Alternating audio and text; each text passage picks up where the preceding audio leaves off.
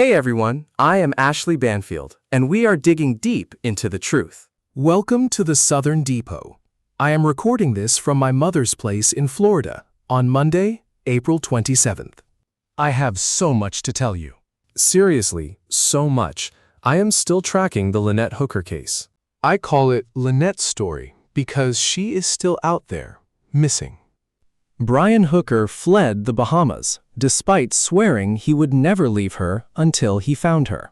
He insists she went overboard off the back of his dinghy in rough seas. But you know, piece by piece, we are tearing his story apart. If you are just tuning into this story, welcome. Hi. Please subscribe. It is wonderful having you along with us. Make sure to check out our past episodes because we have found so much that does not add up. Every single day, we uncover new details that directly contradict Brian Hooker's account of how his wife vanished in the Sea of Abaco, right off Elbow Cay in the Bahamas. To be honest, I could not list everything that does not make sense in a single hour. But over the next hour, you are going to hear some eye-opening things about Brian Hooker. We are going to dive back into the details of his story and look at how he could have easily turned his live-aboard yacht, called Soulmate, into a total ghost ship that could not be seen or tracked. We will get into all of that in just about a minute. But first, there are a few other updates I need to share.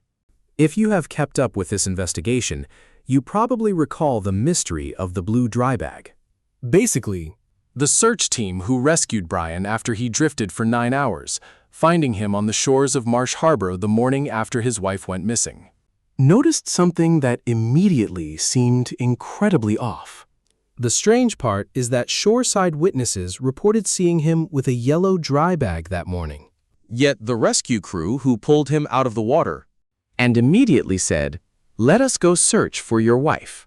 One of those crewmen distinctly remembers an aqua dry bag, and another responder recalls a royal blue, almost teal-colored dry bag, which closely aligns with the aqua. A third rescuer has no memory of the color, while a fourth swears it was yellow. So we have a major contradiction when it comes to this bag. But we started wondering if there were actually multiple bags nested inside one another. Perhaps a smaller one was hidden inside a larger bag. We actually discovered a blue dry bag inside the dinghy and shared photos of it in a past episode. We naturally questioned if this was the very bag they saw. So I reached back out to the rescuer and asked him directly. And he told me, no way, that is definitely not it. He remembers the exact texture. He said it had a thick, plasticky feel. Not that soft nylon fabric, like a ski jacket. His memory of that royal blue bag is incredibly sharp. We are still working to unravel this dry bag puzzle and figure out its true significance. And I believe we will find the answers eventually. For now, it remains a loose thread in a very complex web, just waiting for the right moment to connect. Next, we need to explore some critical details about the onboard technology. the sheer volume of tech Brian had on board. Hooker's small boat with LYNETTE right there on board. And the chilling things he could actually pull off using that technology. See, he repeatedly swore to a friend he kept badgering day and night, right after LYNETTE supposedly tumbled off the back of the dinghy, insisting over and over that he had no idea how to install WhatsApp. Guess what? Brian Hooker was actually a veteran telephone technician and installer for AT&T. And honestly, that is just the tip of the iceberg regarding his technical skills. Just wait for it. Because Brian was highly skilled at hiding his digital footprint and location. We will unpack that in a second, but it is absolutely going to blow your mind. Once I uncovered what Brian did in the past to obscure his physical location and hide his coordinates, I was left completely stunned and speechless. But we are getting right to that. Just bear with me. We also uncovered details about his oar pins. Remember, he claimed he tried rowing, but one snapped off and vanished into the water. Right. I kept telling you that I could not find a single Rolox socket anywhere on the pontoons of that tiny dinghy, despite hunting through every photo on social media. So it is highly unlikely he ever used those oars properly. Maybe he just utilized them as makeshift paddles, but we finally tracked them down. The reason they were hidden Was that those thick foam seat cushions were covering them. The exact same green flotation cushions he allegedly threw to Lynette. He claims he was trying to save her, but we do not know if she ever reached them. They are not even rescue gear. It is basically a pool toy. You can use it to kick around, but it will not keep you afloat for long. They actually have a surprising amount of bulk and weight, so perhaps he figured his excuse would be that a light life vest would have blown away in the wind. Still, there were 2 proper life jackets sitting in the dinghy. And we uncovered some fascinating news about those as well. More details that completely dismantle his story, because there was likely a feature on those vests that could have immediately drawn attention from rescuers. I will explain that shortly. But before we go any further, I want to thank you. Your tips and leads have been incredible. If you know anything at all about this case, Or are familiar with the area. If you have any photos or videos taken on April 4th, looking out at the sunset from Elbow Key over toward Lubbers, you might have captured the anchored boats sitting right in front of you. and there could be a vital clue hidden inside your photos. Write to dropdeadseriousinfo@gmail.com. Your identity remains completely confidential. But if you have any leads or know anyone who was traveling in the Bahamas near the Elbow Key area around those dates, specifically around 7 to 8 p.m. on the night before Easter Sunday, that Saturday night, April 4th, you or someone you know might be holding key forensic evidence. You might have captured a serious crime on camera or recorded crucial video footage. You could have witnessed something without even realizing its significance. Perhaps a flare, or confirming there was no flare. Share anything you have at dropdeadseriousinfo@gmail.com. Your support and tips have been incredible so far, and we are deeply grateful. If you prefer to stay anonymous, you can submit a report through CGIS Tips. It is an app designed for sending secure, anonymous leads directly to the Coast Guard. I know they will be incredibly grateful for any lead. Just keep in mind they cannot share tips with us, so you will need to send your information to both places. You cannot just submit it to them and assume that I will receive it. So, you need to email dropdeadseriousinfo@gmail.com or use CGIS Tips while making absolutely sure that you send a copy to me too. There is also a QR code displayed on your screen to make it easier. Additionally, there is a detail in the social media photos of Brian and Lynette's dinghy that we completely missed before. But my guest tonight pointed this critical detail out to me, and he is about to explain exactly why it is so crucial. You have likely noticed the tiny electric outboard engine that they used. Well, as it turns out, we have actually uncovered 2 completely different engines. Just a quick heads up, you might hear my mom moving around. She may walk through the background at some point, so please ignore that.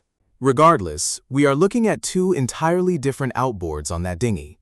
The older one from several years back is a light gray color, while the more recent model they used is solid black.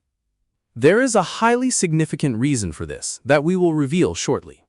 It is vital that we examine the psychological habits and behaviors of typical sailors, the gear they hold on to, and why hoarding is practically impossible when living on a vessel with limited space.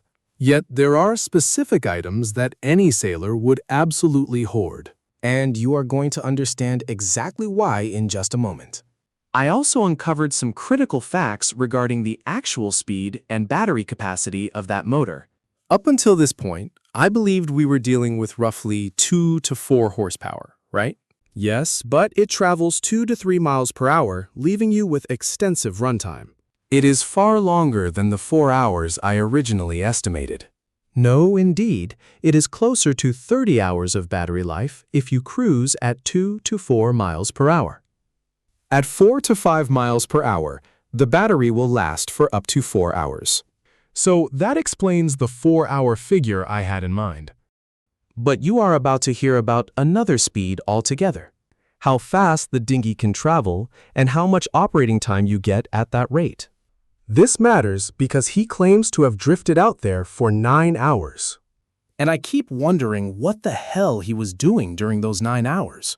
Because there is no way you drifted to Marsh Harbor in 9 hours. It is physically impossible given the wind, the waves, the ocean currents, and the local tides. The prevailing winds likely would have pushed you straight into lubbers.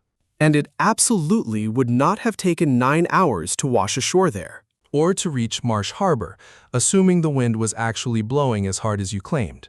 Just wait until you hear the real specifications on that engine. It is absolutely critical. Also, consider this. Remember how Brian claimed he did not know the tides during his phone call to his friend Blaine Stevenson? He literally told him, "I do not know the tides, and you know the local currents." And I called horseshit because he clearly detailed the ebb tide in his other message to the rescuers. Well, we just uncovered another telling piece of writing from Brian. Now, let's talk about sailing under a bridge. It is always a tense moment when you are squeezing a tall mast beneath heavy concrete. You have to know your exact clearance height. You must calculate the tides, or you risk snapping your mast completely off as you pass underneath. Enter Brian. Are you ready? Let's read this. They had to ride the falling tide under 6 different bridges, supposedly 65 feet above the high water line. But there were problems. A recent full moon pushed the tide levels significantly higher, adding almost another foot of water. Imagine that. You obviously track the tides because you know exactly how the moon controls the water, man. Besides, those bridges are rarely as high as nautical charts claim. In reality, some of those close passes were cleared by mere inches. Followed by a shocked reaction. That is a sailor who studies the tides and monitors the lunar influence. He understands exactly how critical that data is when threading a tall mast under 6 low bridges. So, once again, Brian, it is almost cute how you pretend to be clueless about the local tides and currents. Really? And you have only been living there 9 weeks? Let's be clear. Aside from one spot south of Nassau, this is the shallowest area in the Bahamas. The Sea of Abaco is notoriously treacherous for shallow water. If you do not track the tides, you cannot sail here, especially not in a heavy keelboat. Lynette even shared a photo looking straight up the mast, captioned, "Way too close for comfort." But now, let us get to the real centerpiece. I am deeply grateful to an anonymous whistleblower who decided to contact Lindsay and myself. They shared an eye-opening story about Brian Hooker's history at AT&T. We have since verified this with 2 independent sources. Both confirm that Brian Hooker was fired from his position at AT&T. Not just once, not twice, but 3 separate times. He clawed his way back and fought aggressively to get reinstated after the first 2 terminations. The first firing, though, still an unverified rumor circulating among former coworkers, points to a physical altercation at a bar, after which he got rehired. He was let go over a physical dispute, yet somehow managed to return. It remains an allegation, of course. We cannot prove it. We do not know for sure, but his fellow employees certainly gossiped about it. As for the second incident, the exact reason remains unclear. But the third and final termination, he was fired from AT&T for manipulating the GPS tracker on his work van. He was actively trying to hide his movements, concealing his coordinates from company supervisors. Let us pause and let that gravity sink in for a long moment. Brian Hooker has the technical skills to understand how to manipulate the GPS on his vehicle, ensuring that corporate headquarters could never pinpoint exactly where he was at any given hour. Now, that changes everything, doesn't it? And yet, this is the man claiming he couldn't install WhatsApp. That is the excuse he gave his companion? Nonsense. Not only could you set up simple apps, You are a professional telecommunications technician and installer by trade. So the guy clearly understood communications, but that was only scratching the surface of what he could do. Lynette even posted on Facebook about how Brian was totally geeking out setting up a network on their boat. Brian was highly skilled with technology. Eventually, Brian was fired, completely let go and terminated from his job at AT&T. All because of how he manipulated their technology. My sources say the company held an emergency staff meeting just 3 days after Lynette vanished because she worked there too. And by all accounts, people absolutely loved her. She was incredibly kind and warm. Everyone shared that exact sentiment. They genuinely adored Lynette, but Brian was a different story.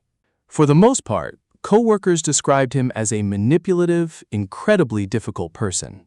In his position as a union steward, he was the point man handling disputes, meaning every single employee grievance had to pass through him to reach management. And apparently, he absolutely lived to pick fights with the bosses.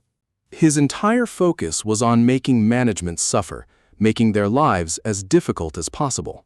That is the consistent picture painted by his former coworkers. He would do absolutely anything. He would do whatever it took to push back against management, even if his antics ended up hurting the very colleagues he was supposed to represent. He was highly manipulative and cruel. That is the pattern that keeps emerging.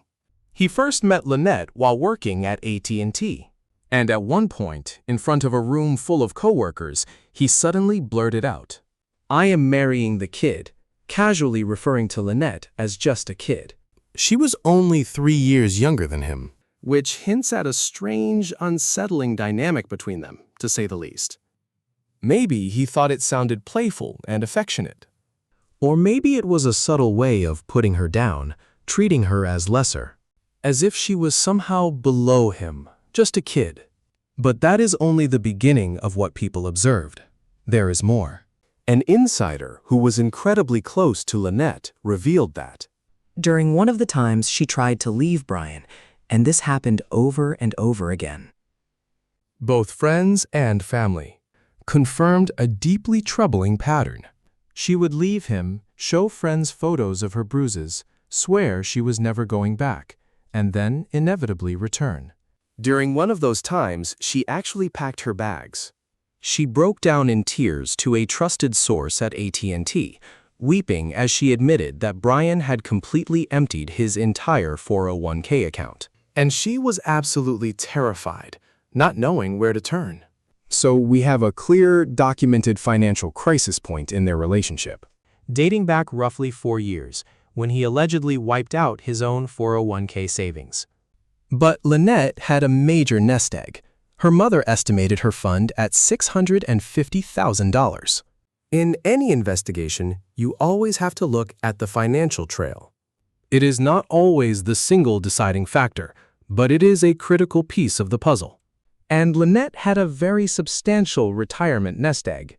Those close to her remember her crying, telling them, "I have packed up and left him again." He has completely squandered his entire 401k. In our line of work, we call that a highly damaging, highly suspicious piece of evidence. Yet Brian has not been charged with anything. The Bahamian authorities released him simply because they lacked the evidence to hold him any longer. But that does not mean new clues won't surface as the investigation continues. TikTok. Brian. This is exactly why Brian Hooker's technological background is so critical. Highly skilled with technology and incredibly manipulative with it. So the real question is, when you claim you do not even know how to install WhatsApp, Are you? are you hiding your true technical skills to conceal your yacht's location? I am running through dozens of different theories in my head, especially a detail shared by Blaine Stevenson, once a close friend of Lynette and Brian, who broke ties after realizing how many lies were hidden in that incredibly long, deceptive voicemail Brian has left for him. Well, A long, recorded conversation with Brian that simply does not make sense. There is a critical window of time when Brian and Lynette Hooker's luxury vessel, Soulmate, completely vanished online. Its connection to the satellites was cut. Now, experienced sailors will tell you that happens. Sometimes heavy cloud cover blocks it temporarily. Or maybe a wider satellite glitch affects every boat in the area. But that was not what happened in this case. The exact moment the couple's satellite connection went dead, Which I will prove with the official GPS ship tracking charts. Blank, who will explain this in a moment, occurred at exactly 9:30 Saturday night. If you choose to believe Brian, He had already been adrift for an hour and a half. He claims he was drifting toward Marsh Harbor, unable to return because his wife took the keys and left. The oar snapped. and drifted away.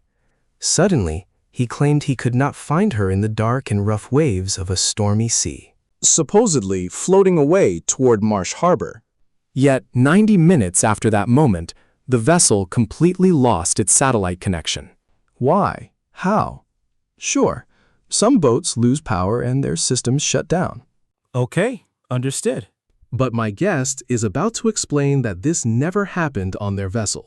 It never happened before, so why that specific night? It went offline at 9:30 at night and finally reconnected. Want to guess when? 8:30 in the morning. Do you know what was taking place at 8:30 that morning? Brian Hooker was being pulled onto the rescue vessel from where he was stranded in Marsh Harbor, and they headed straight back to his yacht, returning him to the scene of the mystery for the very first time since the disaster of the night before. He stepped on board accompanied by a single officer from the Royal Bahamian Police. And then the two of them disappeared below deck for a solid hour. He is picked up at Marsh Harbor at 7:30, taking roughly 20 minutes to cross over to the vessel. Which brings us to 7:50. They board until 8:50, remaining down below for an entire hour. Well, that timeline covers when things switched back on at 8:30. If that officer is there asking him questions, and he suddenly says, "Oh, Hang on a second, I need to check something over here. Grab some lights and flip the power switch. Whoop. and just like that, it is back on. Another crucial piece of the puzzle. Another critical piece of the puzzle. But a far more experienced sailor than me. A true mariner is about to lay this all out and make much more sense of it than I ever could. But let me tell you, this is incredibly bizarre. Is that even possible? And if so, how? Can you turn your yacht into a ghost ship, yet keep your signal anchored in one single spot? If you map this out, it is absolutely possible. And that is exactly what comes next. Blaine Stevenson is here to break it down. Using a small dinghy, could you rip the electronic navigation gear out of the yacht, throw it in, and anchor it? Keep the power running, and then sail away to do whatever you needed to do. Perhaps heading into deeper water, or simply operating under the radar. You are going to hear all about that in just a moment. But there is something else I need to show you. TMZ obtained video from a neighboring boat operator. We do not know what kind of boat he had, but he was wearing glasses equipped with cameras. Whether they were Google or Meta glasses, I am not entirely sure. But regardless, he was recording everything directly from his perspective. And he calls out to Brian on the Soulmate from his own yacht. What stands out to me is that this footage was recorded on Monday, April 6th. So it had only been about 24 hours since the actual incident occurred, right? You would expect a husband to be absolutely frantic, knowing his wife might be lost at sea or stranded on some remote shore. And instead, this nearby boater chats with Brian, who is calmly discussing how to raise his anchor and steer the vessel entirely on his own. That is normally a two-man operation. You need one person at the windlass hauling up the chain, while the captain manages the helm, maneuvering the boat off the anchor. And doing that alone is incredibly difficult. Unless you have a remote windlass switch right there at the helm, which this boat did not have. And that is exactly what Brian is trying to explain to his neighbor. But what struck me was that the other sailor seemed far more devastated and concerned about Lynette than Brian ever appeared to be. For him, it was just business as usual. He simply had to move the vessel. See for yourself. What part of the key? I do not know how to run a boat. How do you even call the fire department? Bring my guy. What are we even supposed to do? I climbed over the side and paddled to Marsh Island. I ended up on this rough shore, and we couldn't retrieve it yesterday. The fire department actually dragged the dinghy up the beach. So once high tide hits this afternoon, or later this morning when the water rises, I will head to Marsh Harbor. Will you guys be around today? Yeah, we are staying close if you need help. I might. I need to ask the guys, but I could really use a hand anchoring. I have never done this alone. I do not have any switches, okay? Right. What time do you think you will head out to do that? He mentioned they would arrive around 11, right at high tide. Okay. I am going to Hatches in Marsh Harbor because nobody helped me like they promised. Then I will come back to keep searching. I have no idea how long this search goes. Well, so sorry. We can come out to assist you around noon if that works. Since you are here, just keep watch. Let me know if I need to move fast if you see something. Sure, but if I miss you, I am sorry. I had to head out because I need to leave, and I cannot navigate without at least a foot of water. Got you, yeah. Okay, all right. Special thanks to TMZ for that footage. It is just, I don't know. To me, it is incredibly revealing that the neighbor filming this is offering apologies. And Brian just casually brushes it off, Saying his wife fell overboard, so he has to move his boat right away. Complaining that he is running a one-man show. Remember, this is only Monday, the very next day. Lynette vanished Saturday night, and Brian drifted all through Sunday and overnight before being marooned. While search teams hunted all day Sunday, now it is only Monday morning. I just do not know. People process grief differently, but he is not even grieving yet. You should still be in absolute panic, searching for your wife. So many things make no sense. Absolutely none of it. When you consider all the marine equipment Brian had on board and how well he understood the device in his hands, Specifically his phone, the story crumbles. So, keeping all this in mind, I had a very revealing conversation with Blaine Stevenson. If you have been following this mystery, you know Blaine and his wife, Marnie, are also veteran live-aboard cruisers. They have lived on their vessel for years. In fact, they have not even docked in 2 years. Right now, they are sailing near St. Martin, deeply troubled by this, since they were close friends with the couple. Brian actually phoned Blaine and unloaded 40 minutes of raw, unfiltered information, which they recorded because they simply could not write everything down fast enough. But then, during this massive, rambling call, they slowly realized what was actually going on here. Nothing made sense. Blaine's audio recording has actually become a crucial piece of evidence, both for our investigation and the police. He is also a highly experienced live-aboard sailor. So, I have been bouncing different theories and possibilities off him.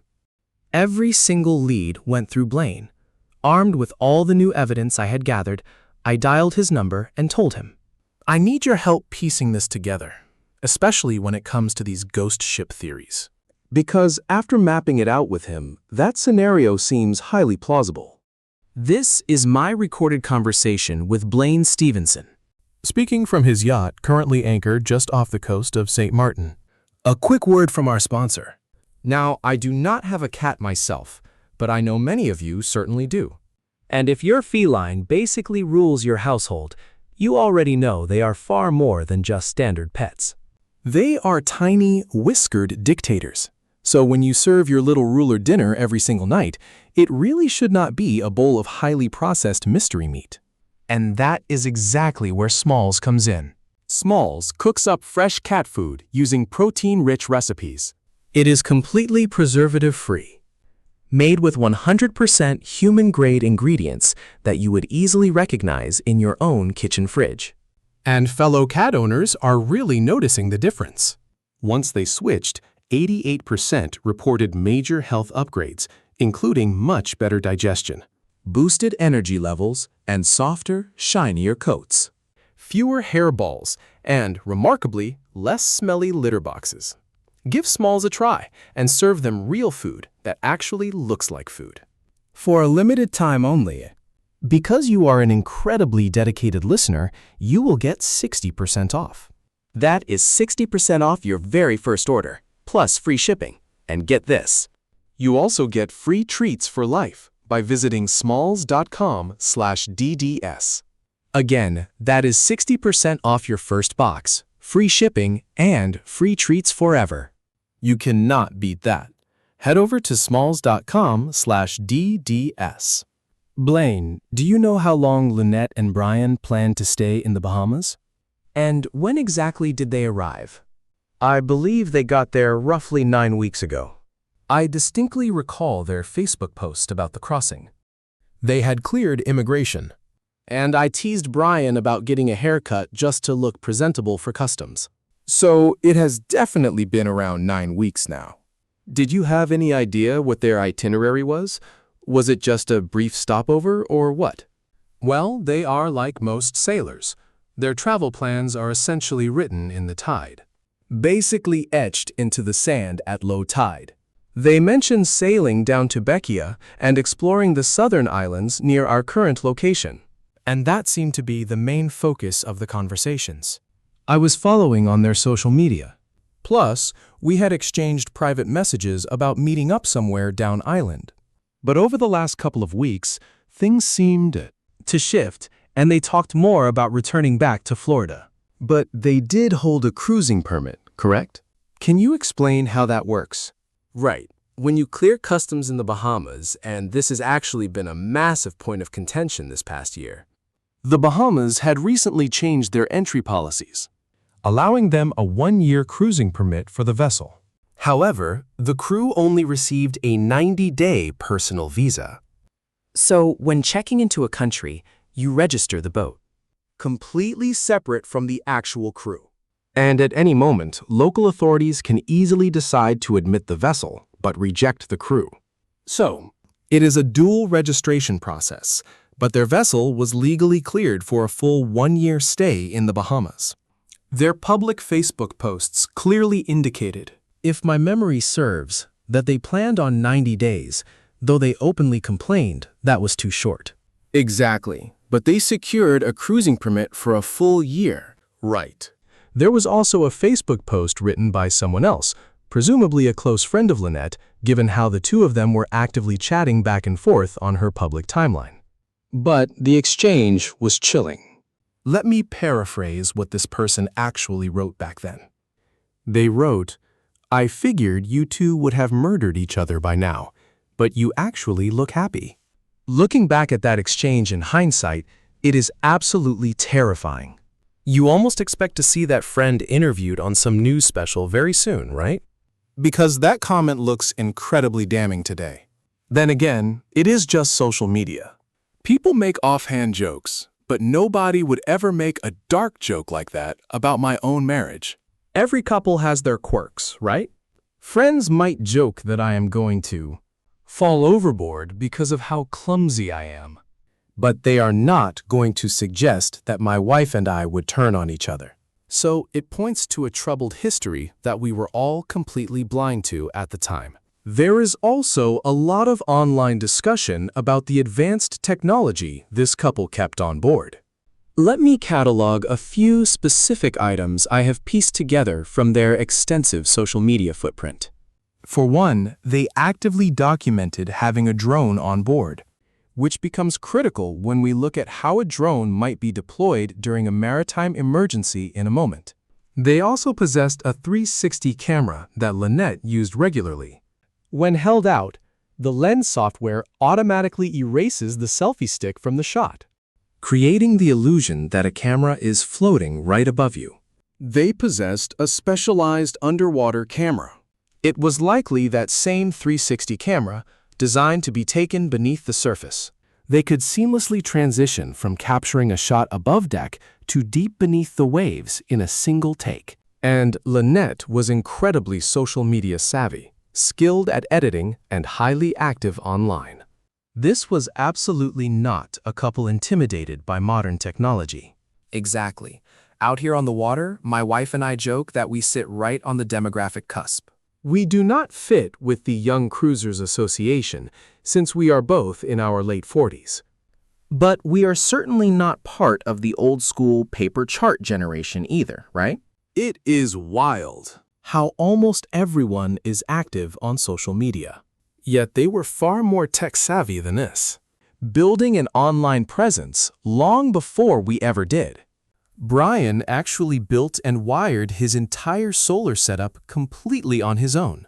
I think that viral photo you keep seeing in the news is him putting two plastic pipes together. But that was just the support frame for his side solar panels. The thing is, he wore a high-end Garmin smartwatch on his wrist. With active navionics charts on their tablets, they actually had all the proper navigation gear. Honestly, they had better gear than we do. Let me tell you, I have called him out several times for that suspicious comment he made during that massive, Rambling 40-minute audio message he sent your way. Or, At least that long phone call where he explicitly told you something along the lines of, to paraphrase his words, I do not understand the local tides or ocean currents. but look, you are an experienced liveaboard sailor. You do not navigate a deep keelboat through the Sea of Abaco, which is 4, 5, or 8 feet deep, when your boat draws 4 feet, without masterfully tracking the tides and currents. Am I wrong? Exactly. You simply do not navigate those shallow waters blindly. Maybe you stay anchored for a few days and temporarily lose track of the cycles, right? If I have been anchored there for weeks, I already know the depth is safe, so I am not constantly checking tide charts. I do not need to check the daily charts. But he was actively navigating in and out of that shallow zone that very afternoon. He relocated his vessel from Tahiti Beach back to his anchor point that same day. Now, I am not certain if he took the primary boat all the way down to Tahiti Beach. He claimed he only took the smaller dinghy down there. But the records show he was anchored further north, near the Firefly Inn, Raising his anchor at 11:30 in the morning. and 20 minutes later, he dropped anchor less than a quarter-mile south, right off the Abaco Inn. From where you can easily travel further south to Tahiti Beach using the small dinghy, and then make the entire trip back, docking the dinghy right at the Abaco Inn. So, the reality is, he was patrolling that western shoreline, a tiny half-mile stretch. It is clear. And here's the detail that really bothers me, which we discussed before. Around 9 or 10 that morning, the person filming him for TMZ heard Brian tell him that he needed help pulling up his anchor to keep a foot of clearance under his keel. Clearly, he was waiting on high tide. Yet 10 hours later, he acts clueless about how tides work during our call. Then, barely an hour after speaking with me, he contacts Search and Rescue, suddenly referencing ebb tides and specific landmarks like Matlo's Cay and Montage Cay in his message. In a single day, he understood the water, then played dumb. Only to show total nautical awareness, again, within a 12-hour window. Exactly. It is incredible how he mentions the ebb tide after claiming he does not get how tides work. It makes absolutely no sense. But like we noted back then, something is off. When we taped that conversation, we only wanted to help a friend make sense of it. But after searching for Lynette for 3 weeks, listening to that tape tells a completely different story. He was basically rehearsing his alibi on you, right? I feel like I was totally being used in that moment. Maybe not to get taped and broadcast to the world. But he was definitely test running his narrative to see what people would believe. Look, here is what strikes me as odd, and I have seen my share of cases. So, I know how investigations work, assuming a crime actually took place here, which we do not know yet. Yet, there is an active criminal investigation. That was absolute verbal diarrhea, if I ever heard it. Usually, someone searching for their missing wife does not ramble for 40 minutes straight about trivial details. They simply do not have the time. On that same note, let me ask you, Brian has a drone, right? Is not a drone the ultimate search tool? You tell the rescue team, I have a drone. Let us fly it and scan the shoreline, especially given how the timeline looks, right? So he was out with the search and rescue crew early that morning. Afterwards, the rescue crew brought him back to his boat, but he still did not have his dinghy. Meaning he was stranded on that vessel all Sunday night and Monday morning, Until they finally brought back his dinghy. and helped him raise his anger. So he could head over to Marsh Harbor. How many times did he fly it, right? If I were trapped on that boat, I would have been radioing everyone on the cruiser's net. Honestly, I cannot point to one single action of his that makes any sense to me. But he had a drone, and he is extremely tech-savvy. You would think he would fly it. You search, and you keep on searching. I cannot prove he did not launch it, but he never mentioned doing so to anyone. Right? I can tell you this for a fact. The drone was never part of that initial search. I talked to both of the men who were with Brian Hooker on the morning of the disaster. And not once did he carry that drone off his boat to the rescue vessel and offer to launch it. Like, let us head over to the scene and scan the area. He did not say, hey guys, let us use my drone to search. He never even brought it up. He did not grab the drone at 8:30 in the morning, bring it onto the rescue boat, and say, let us get this thing in the air. It was never mentioned. Honestly, there was a part of me that, as you were saying that, I thought, well, if it was incredibly windy, maybe you do not want to fly a drone. But I keep thinking back to the interview with the witness who spoke to him the following morning. They could hear each other perfectly clear. The air was dead calm, his boat was not drifting, and the water was like glass. So he easily could have launched it then. Instead, he chose to spend an entire hour on the phone talking to me. I mean, sure, we are friends who used to go boating together. But to me, Finding out he left Carly a quick voicemail, but spent 45 minutes talking to me is just bizarre. Yeah, it felt wrong, and Carly was highly unsettled by his tone. she described it as cold. Just, your mom fell in the water, catch you later. Zero panic. No real worry, fear, or attempt to console her. Nothing. According to Carly, there was absolutely none of that. Exactly. And the timeline makes zero sense. I mean, he clearly had a working phone. In his own recording, he admits he had his mobile on him. Honestly, we are at the point where we just cannot believe a word he says. Yet, we know his cell worked enough to call Carly. To call me, log into Facebook Messenger and message Dan. Right? The technology was right there in his hand. Why did he not use it to alert other boaters nearby? He absolutely had the power to do so. Before we move past this, we really need to look at his phone and overall technology. Look, the guy is highly tech-savvy. He worked for AT&T as a telecommunications technician, installing and repairing lines. He even custom-wired his own vessel. He knew marine electronics inside out. Remember that text you uncovered from Lynette, where she says, Hey, Brian is geeking out, busy setting up the boat network. The man understood cellular technology inside and out. Yet, He drifts toward Marsh Harbor for 9 hours, holding a phone that literally displays a message at the top saying, emergency calls only, without a SIM card. and all you do is press send. Sure, maybe you get hit with roaming fees because of your American plan, but that emergency call is going to connect, even if you do not have a working SIM card. An experienced tech guy would absolutely know this. I actually reached out to a representative from Cricket Wireless to make sure I had my facts completely straight.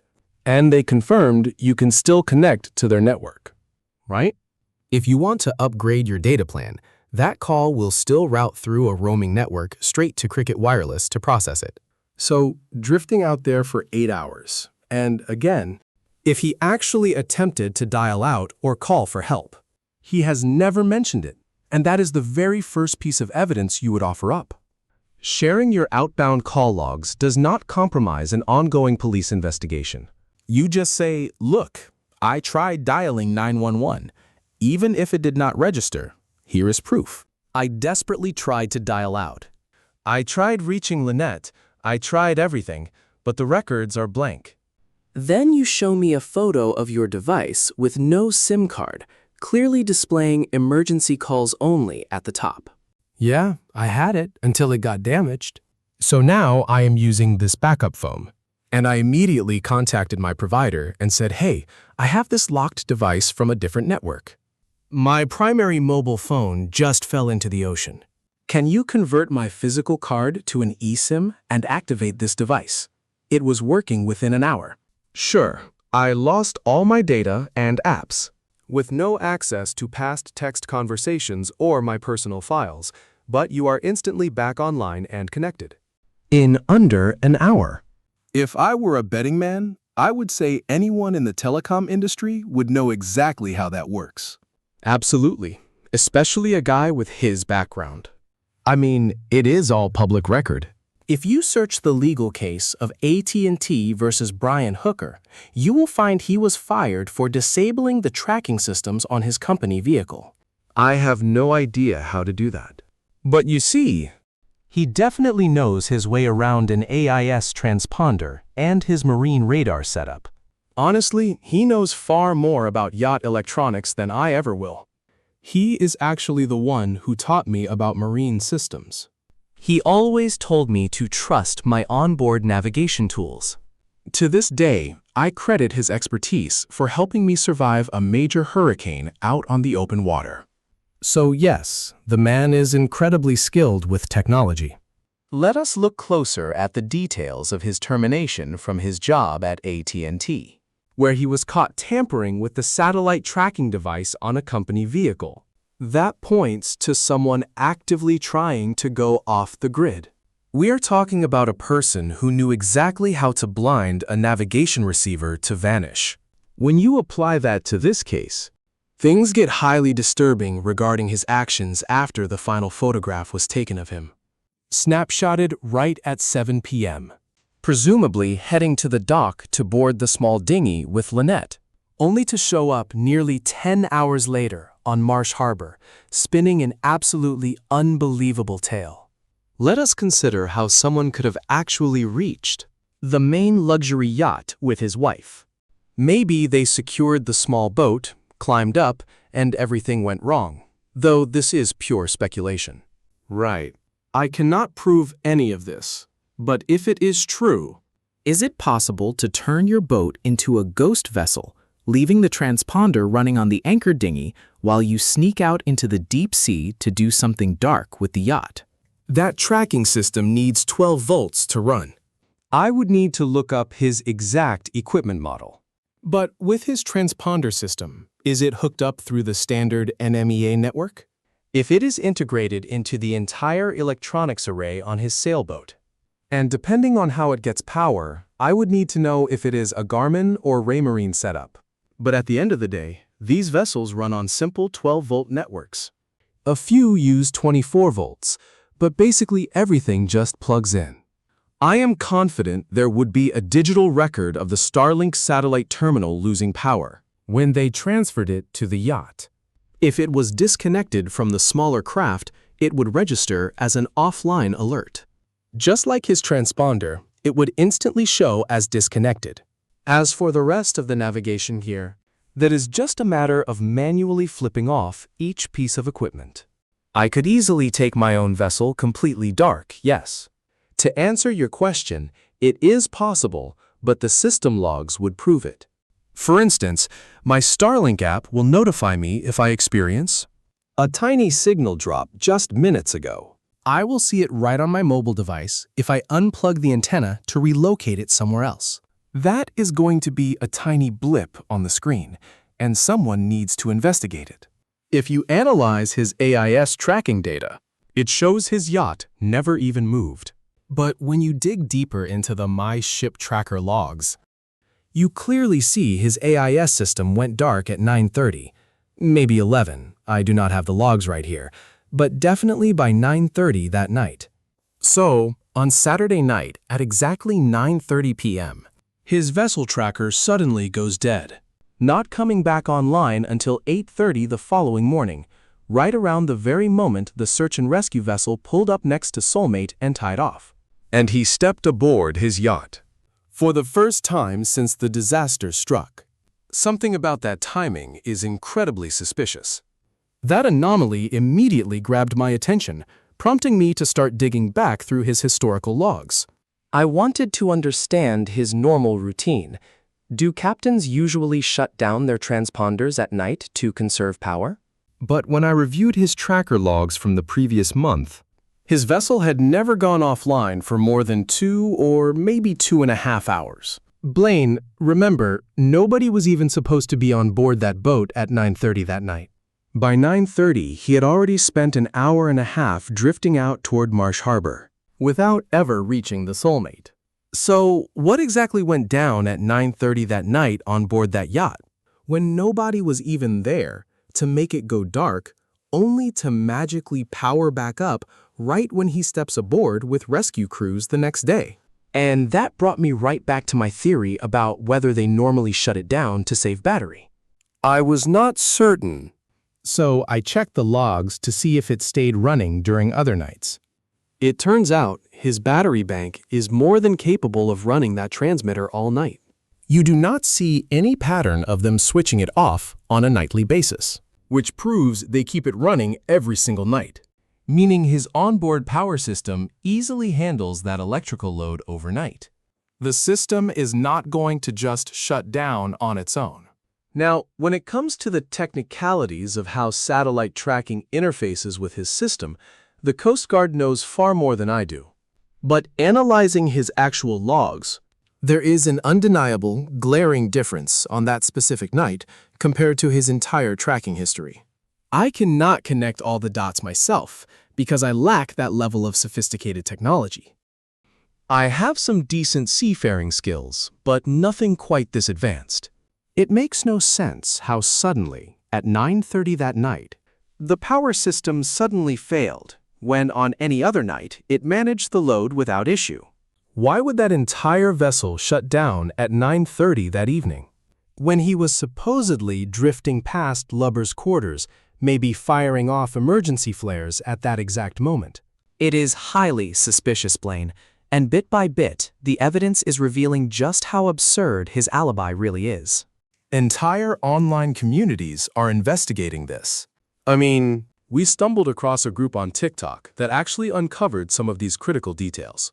These people are digging into metadata far beyond my own capabilities, operating at a high-tech level like Brian. Keep in mind, this guy uses an electric motor on his dinghy. He has actually gone through a few of them. So his entire lifestyle revolves around using modern technology. He is not your average 59-year-old looking for an old-school outboard. Those two-stroke engines are not even sold in America anymore. He is not some old-school sextant kind of guy. He is a smartwatch guy. The type who controls his boat with his watch. When you live that kind of high-tech lifestyle, it is difficult not to leave a digital exhaust. I believe that was his phrase. Personally, I am not tech-savvy. If I tried to go completely dark, I would mess it up.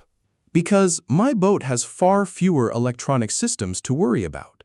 For me, those battery logs tell everything. If I were investigating, I would look there. Out here, we manage our power systems down to the hour. To know exactly what we are consuming. Can we run the water maker? Can we wash dishes? Can we turn on the hot water? Every cruiser tracks their power draw and what drains the system, and all of that is logged. It would be incredibly revealing to look at that. What actually scares me is seeing what his onboard battery bank did during those night hours. Was it a slow, steady drain? Indicating nobody was on board until sunrise when the solar panels started charging it back up, or did we have distinct power events? Did someone step back onto the vessel? Take a quick shower and run the water pump? You would instantly see that energy spike. Did they head below deck and flip on the cabin lights? There is no hiding a water maker cycle or a warm shower. None of it.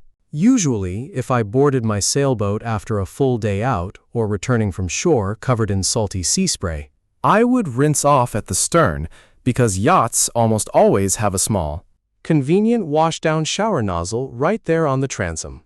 Or I might go below deck to one of the heads for a brief shower, keeping it short to save fresh water.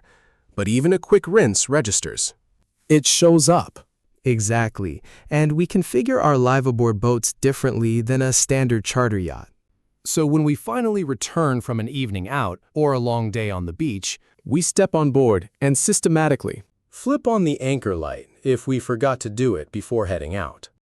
Next, we power up the water heaters on both sides because we use separate heads. We switch on those water heaters to ensure we both have hot water. Then we hoist the dinghy up. On our boat, an electric winch would log that load. I believe his davit was manual, but plugging in his electric outboard would instantly draw a noticeable current. That power log would capture the event immediately. Plugging in that outboard motor would register. You are right. Absolutely right. But again, that assumes they actually made it back to their catamaran, Soulmate. That dinghy was not out there bouncing around in 2 to 4 foot seas. That did not happen. The weather was calm.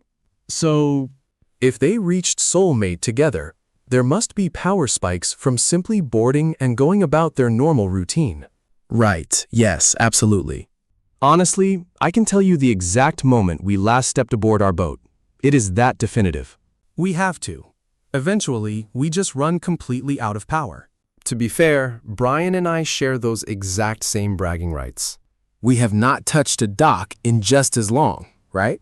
He has not moored at a dock since he last spotted me. We have only made landfall once since we saw him, and that was just to pull a generator off our boat, drop it, and immediately depart.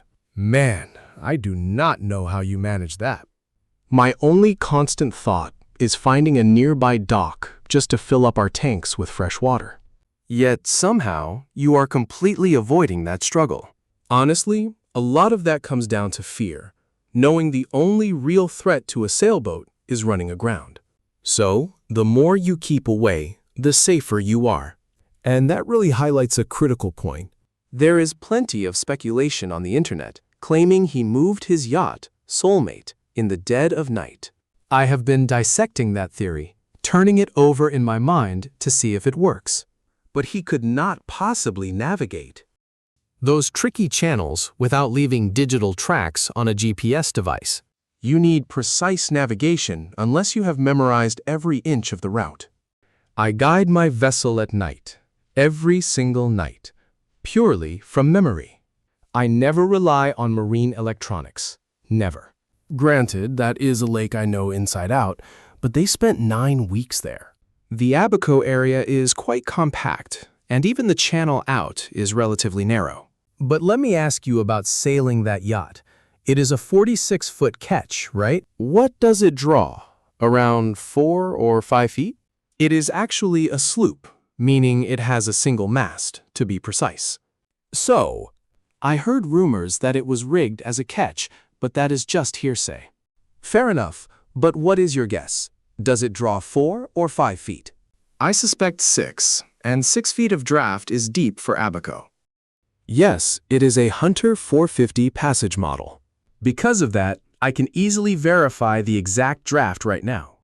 Right, so he needed local knowledge of the area because of those shallow 5-foot spots. At the end of the day, you cannot fight the ocean floor. If your boat starts scraping against the bottom, you will tip over. Striking your keel against a shallow reef means capsizing and calling search and rescue. Plenty of visiting sailors struggle with those treacherous Bahamian waters. What are they? Tiny rock formations hiding just below. They are mapped out, even if the local depth reads 6.7 or 4.5 feet. A hidden rock or a coral formation will be plotted on your charts. We call those bommies, right? Bommies, sure. I usually say reefs, but let us get back to this. If his goal was to transform that vessel into a ghost ship, my question for you is simple. I cannot explain the mechanics, but my instinct tells me it is possible. Is there any way to tear out the electronic components, the navigation finder? Completely off the boat.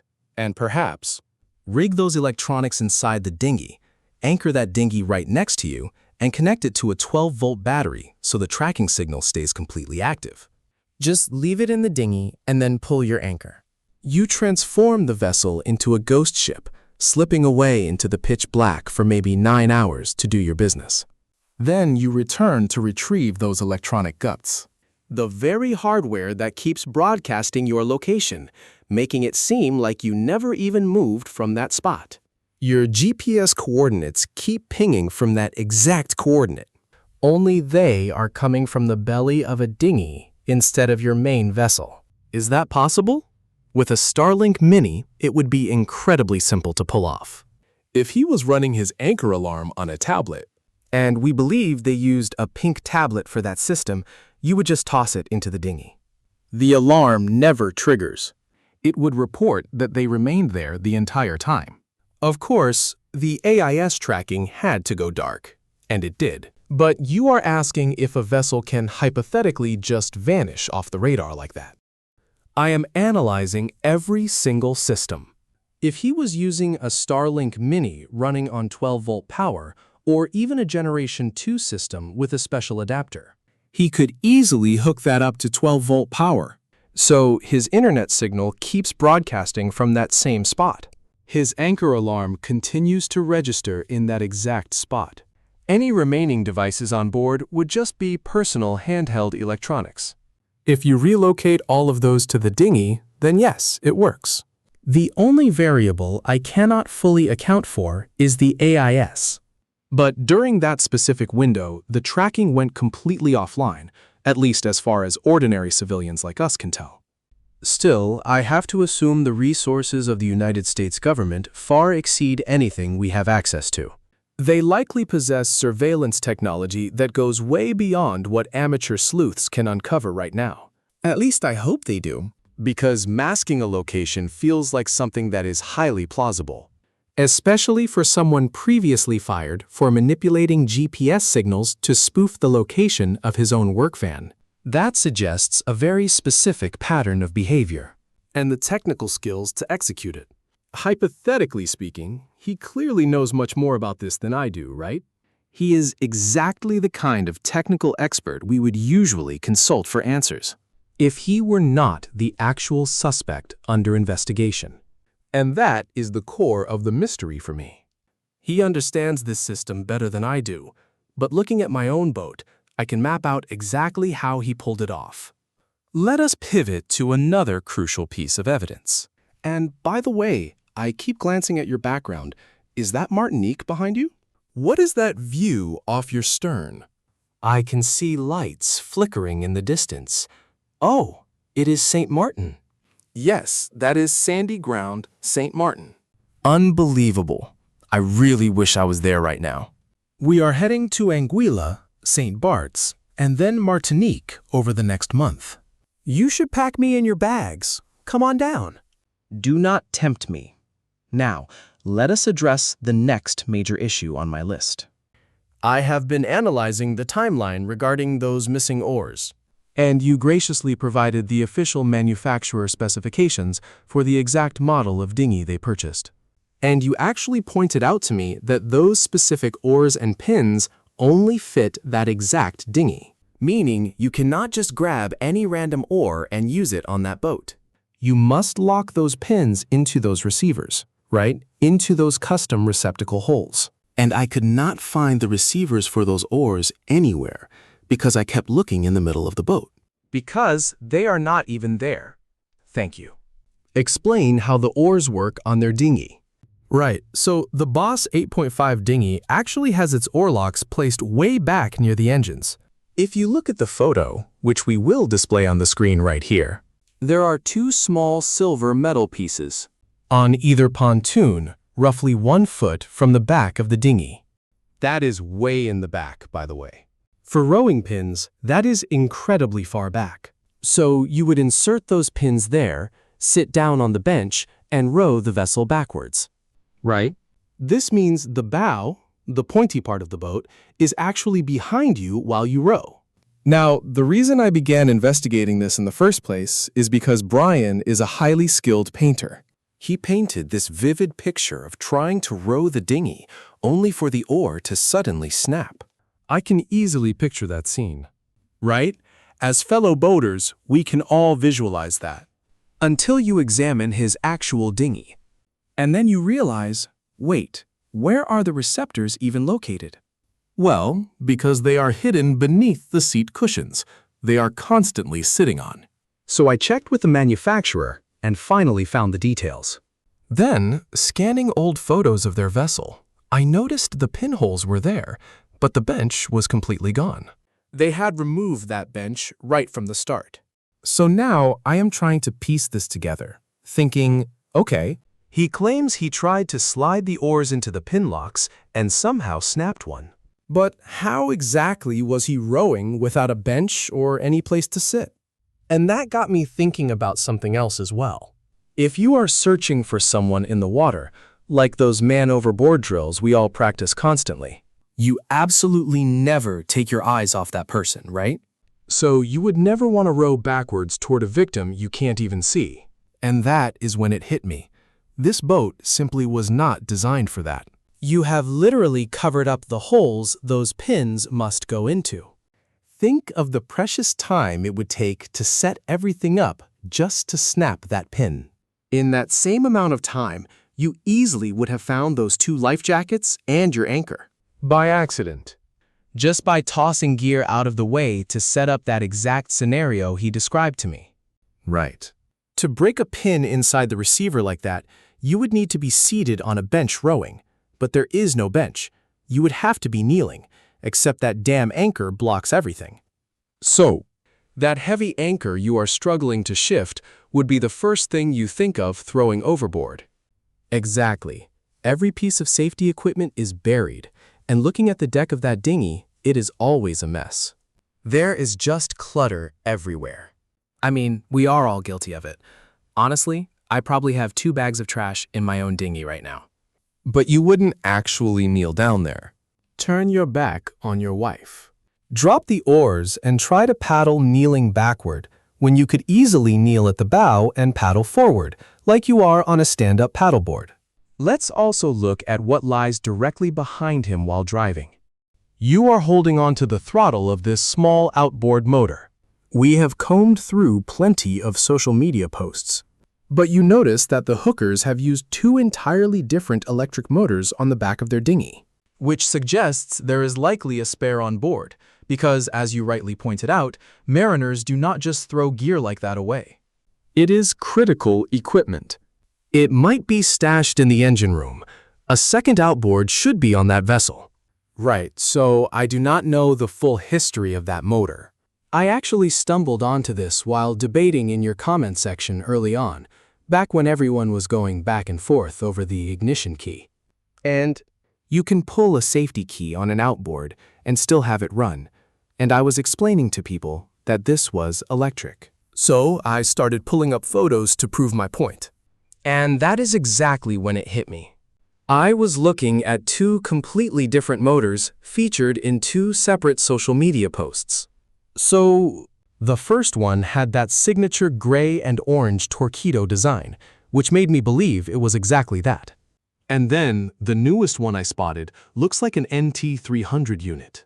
I cannot zoom in enough to read the exact numbers, but as far as I can tell, they have definitely used 2 different versions of electric outboards.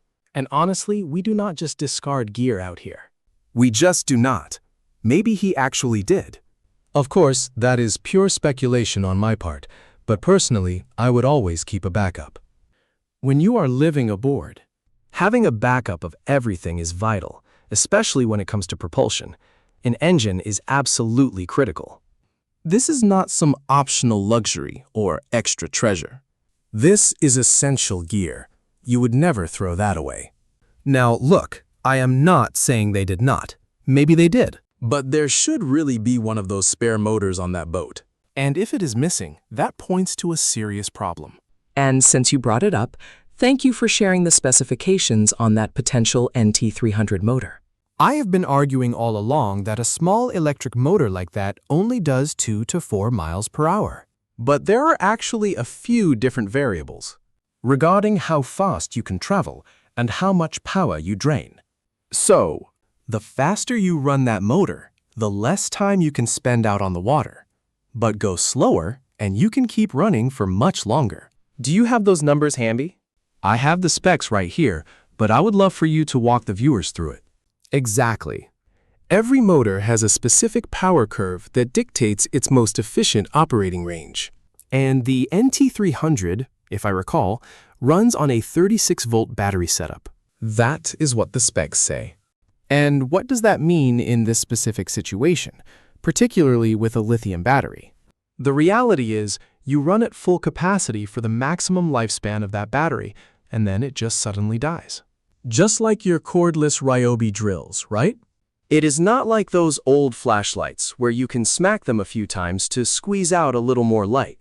Once that power tool battery drops to 0, it is dead. When the power is gone, it is completely gone. There is no warning.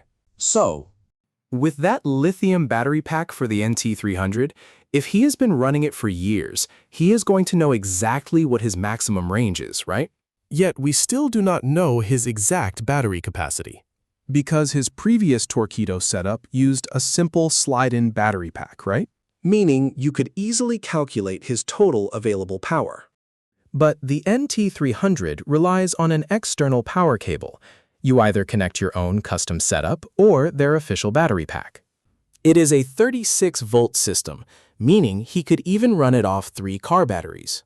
Now, his small dinghy could not support that weight. But we cannot accurately calculate his range, or set a hard limit using just that electric outboard, because he could have used any battery configuration.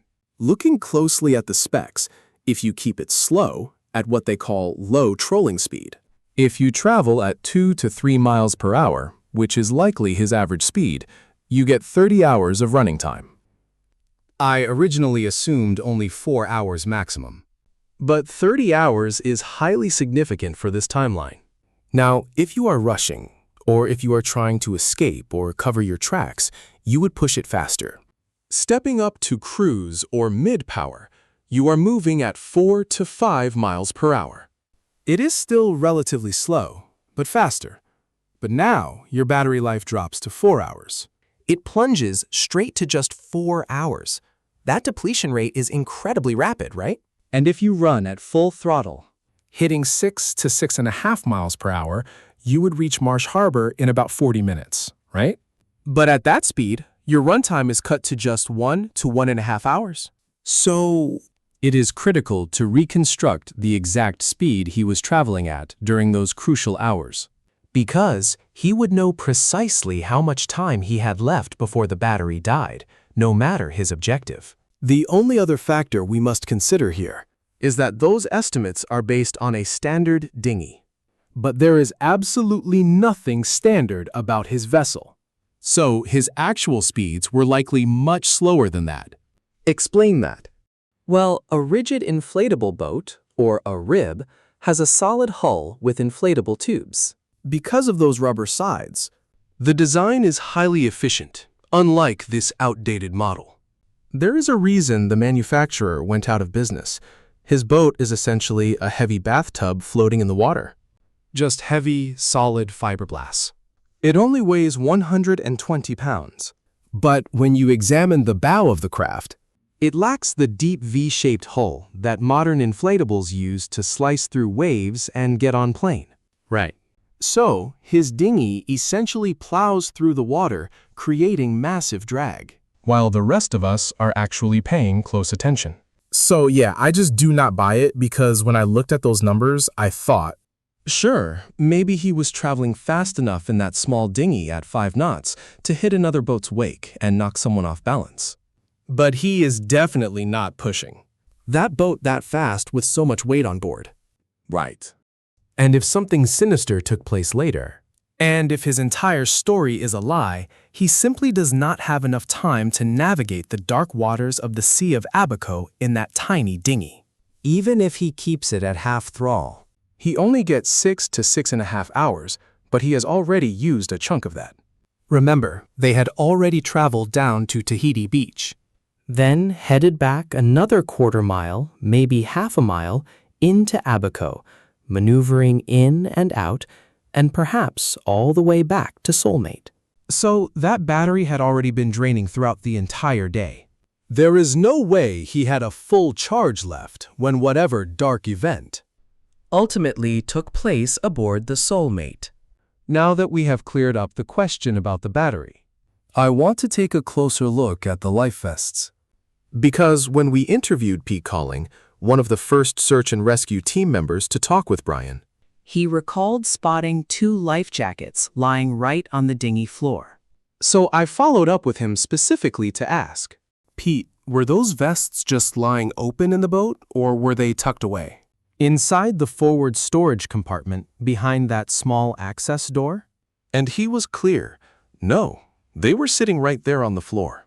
Then you pointed out a fascinating detail regarding Coast Guard certified life jackets. Virtually all of them, if not every single one, feature one crucial safety item positioned right near your collar. What is it? Exactly, a rescue whistle. So, I have spent the last few nights trying to get clearance from everyone anchored nearby to run an acoustics test over open water, right?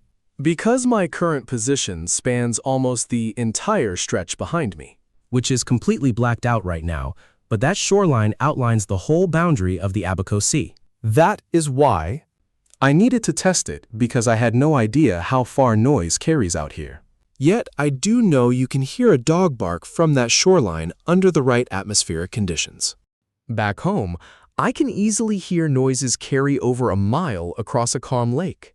And let me tell you, the higher the pitch of the sound, the further it cuts through. And he has already told rescue crews exactly where he claims the incident occurred, Stating that the spot where Lynette went over was roughly 1,000 meters from their main vessel, Soulmate. Actually, let me correct that.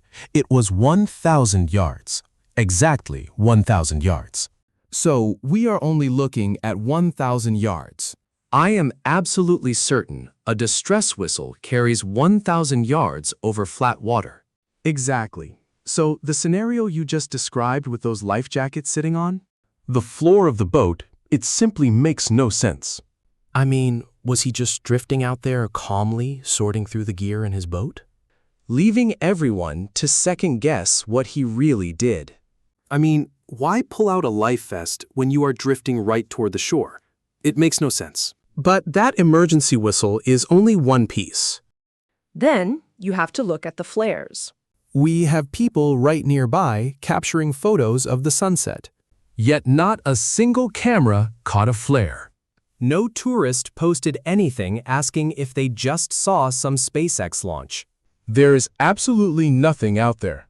Which explains why, from my very first interview, back when I was thinking, find out who saw those flares, because I wanted to use that visual data to pinpoint exactly where she first went into the water. Right? Well, now we know he knew where she fell in, and I understand this coastline much better. But there were no flares, no whistles, despite everything he had right there. We never received a logical explanation for how you suddenly forgot 3 years of maritime training, especially as a United States Marine, when there is no howling wind and the ocean is not even rough. The water was calm. In fact, it was glass calm just a quarter mile down the beach right then. I have reviewed the footage, and we have video proving it was perfectly still. So we can completely dismiss that whole narrative about the ocean raging. They simply were not. He could have easily jumped out, since the water where that dinghy drifted was only 4 or 5 feet deep. There was no need to stay in the channel. That boat was not some deep draft vessel. It only needs 6 inches of water, meaning you can hug the shoreline and take the direct route. So, he likely could have stood on the sea floor, right where this tragedy allegedly occurred. The entire story simply falls apart. Besides, once you have been living in and navigating an area for 2 whole months, you learn exactly where the shallow spots are to take shortcuts. Yes. Now, looking at the T-shape coming out of that channel, I see experienced boaters discussing this in the comments. I get it. Some people always follow the rules and navigate strictly to the end of the marker, heading straight out the marked route. Sure, but those are the same safe boaters who wear life jackets and do not drink on the water. So, almost everyone else piloting a small dinghy knows to cut the corner right around that first channel marker. Naturally, you do not know the layout on day one. Nobody expects you to. But as soon as you watch another vessel take that shortcut, you realize how far you can push it. Then you see a local in a flat-bottom boat cut the corner even closer to the shoreline. But honestly, let us be completely real here. If your boat only draws 6 inches and there are 3 feet of water stretching out across the flats, you are absolutely taking that direct route. You are. You are not heading out into the open sea of Abaco just because a marker tells you to. The charts show you exactly where the safe water is. That is how most boaters handle a dinghy heading back to shore. Honestly, that is just standard protocol for sailors, especially after living there for 2 solid months. I must admit, when I first arrive somewhere, I stick strictly to the channel center because I cannot afford another ruined propeller. Look, once you grind your boat propeller into the seabed just once, you learn that lesson fast. But really, if there is one major point I want to emphasize, it is that everyone working on this investigation, or trying to help solve it, or anyone trying to piece this puzzle together, or even just following the case, needs to completely ignore everything Brian said and focus on a missing person last spotted at 6:34, building from there, right? Because I have not found one single thing that he has shared that actually turned out to be true. And he claims it was still light outside, which makes this whole thing worse. In his audio message to me, he says it was 10 minutes before sunset, right before dark. The narrative he is painting suggests we were moving along this specific timeline, but we would have to speed through it incredibly fast. Think about it. If you sit still for 10 minutes, or run a video camera for 10 minutes, just to demonstrate how long that really is. It is absolutely wild. Seriously, once you strip out the commercials, that is basically an entire sitcom episode. Let me tell you something else too. I actually sat right there and observed the dusk from that exact location. And it gets dim around 7:50 or 7:55, quite dark, but it takes only 3.5 minutes to vanish. In literally 3.5 minutes, you transition from twilight, where visibility is fine, straight into complete darkness. But there's still a decent window, and it was definitely not 8 o'clock yet. Cruising all the way from the small Abaco Inn, navigating the White Sound Channel, and rounding that bend takes maybe 12 minutes max. So there is no way it would keep you out until 8 o'clock. It would not have taken you until 7:50 in the evening. It would not even take until 7:40 at night, assuming his claim of leaving at 7:30 is true. Supposedly he was moving, and suddenly she vanished in the dark. It makes zero sense. And that is exactly why I believe we must discard his entire statement, because none of it fits. because things do not work that way out here. I get it. I watched your podcast episode where you sat at that restaurant and remarked, And now it is pitch black. But when you live out here on the water, your eyes naturally adjust as the daylight fades, right? Now, my deck lights are switched on tonight for the first time in a week just for this interview. But we can actually scan across the water pretty clearly, even in the dark, because our vision adapted as the sun was setting too. So, I have reached a point now where I am done arguing about this because the facts are simply not debatable, you know? Right. His entire timeline and story are physically impossible under that sun. I mean, we can all occasionally get our calendars and clocks mixed up. But you can't cheat the sun. It goes down exactly when it wants to go down. And when you're caught on camera and iPhone snaps are going out around 7 p.m., you simply cannot fake the reality of when darkness actually falls. And that darkness doesn't fit his timeline at all. Right. Now, what we do on social media is my wife shares the sunset every single evening. Needless to say, we know sunsets inside and out. If there was ever a true authority on how light fades, It is my wife who has broadcast them nightly for the last 8 months straight. And right after she does that, We have custom underwater lights on our boat. She flips them on to attract the fish. But from the exact moment of sunset until it gets dark enough to switch on, those underwater beams, we have a clear 90 minutes to eat dinner. That is her scheduled break in the routine, right? There's still a massive window of time, yet someone online is trying to argue with me, claiming that official charts say the sunset was at 6:34. But that doesn't matter. Sunset isn't when total darkness actually sets in. So, again, the sun goes down, but ambient light lingers until it dips deep below the horizon. And you're absolutely correct. That window lasts about an hour to 90 minutes. So, if you are focusing on the official sunset, you're using the wrong metric. Yet, it's fascinating to dissect what he did in his calls and his public statements. Specifically, the sheer number of narrative breadcrumbs he dropped as pure distraction. He mentioned an electric motor, and the internet fixated on that for a week straight. Everyone got caught up in why his engine wouldn't start. But then he casually slips in that his wife had the spare key inside a dry bag, claiming Lynette kept it in her dry bag, right? But even if the key was aboard the vessel, soulmate, it was just as out of reach as if it were in the dry bag. It was a totally useless detail to offer, because that key was still unobtainable. Whether it was on the boat or zipped up in her bag, it had zero relevance to the events. His timeline is full of these bizarre discrepancies. Like, why on earth are you explaining where your spare key was kept? Right.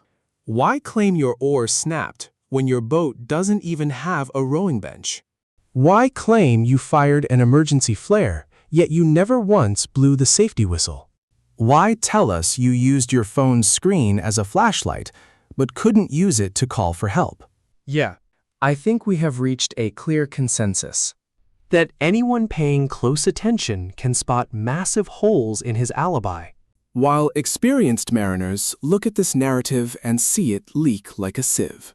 Right. And I know there are seasoned sailors out there Who might think, look, the ocean is unpredictable, and we don't know the exact conditions of that specific moment. And honestly, I want to give him the benefit of the doubt until you look closely at all this evidence. it is everything. When that story first broke, I agreed with the local mariners. We just did not know. I am not saying his story is true or false. I am saying we just do not know. But now, things are changing, right? Now, when he claims she fell into the Abaco Sea, and you hear that word sea, you immediately picture a massive, deep body of water like the Caribbean. But it is not. You quickly realize it is basically the Abaco bathtub, right? And honestly, I have to agree with that. I would not even call it a lake. It is a pond. It is incredibly shallow. Yes, just like a massive swimming pool. It is like a giant swimming pool. And the deepest point is only about 8 feet, though high tide might push it to 15 in one spot. But it is incredibly shallow. You can see the bottom everywhere. Exactly. So, looking at this from a mariner's perspective, knowing the geography and seeing the actual footage you gathered to give us eyes on the location, there is not a single part of his story that makes sense. we have even tried to recreate it.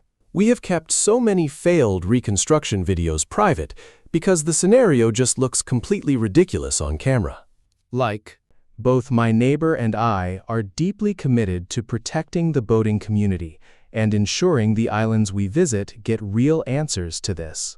because if people keep doing reckless things when traveling to these islands, the locals will react.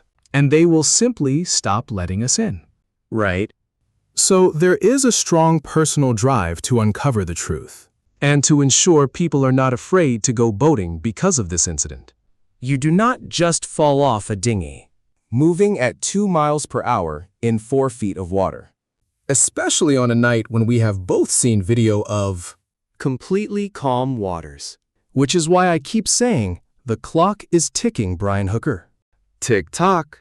Blaine. I cannot thank you enough for tracking every single detail and bringing them to my attention. It will take a collective effort. But I do not believe things will end well for Brian Hooker. That is just my personal opinion, but considering what I have uncovered alongside your findings, it does not look good. We must help take care of Carly. That is what Lynette would want. She left a little girl behind in this world. It is up to all of us to stand up for Lynette and protect Carly. We want justice for Lynette. Blaine, thank you. Have a good day. I owe a massive thanks to Blaine Stevenson for helping me work through these complex questions. Questions I was not equipped to answer, while helping me double-check the things I thought I had solved. His insights have been invaluable, and I truly appreciate our long discussion. It was incredibly revealing. I have more critical updates lined up for you in our upcoming episodes. Specifically, there is a piece of footage I need to share with you. A private security camera was rolling, aimed directly at the Sea of Abaco. I am going to show you exactly what we uncovered, and what we believe we have spotted in that footage, which we will dissect in our upcoming episodes. So, I hope you keep following this case. Make sure to subscribe so you do not miss our next update. Thank you all for watching and listening. And remember, the truth is not just serious, it is drop-dead serious.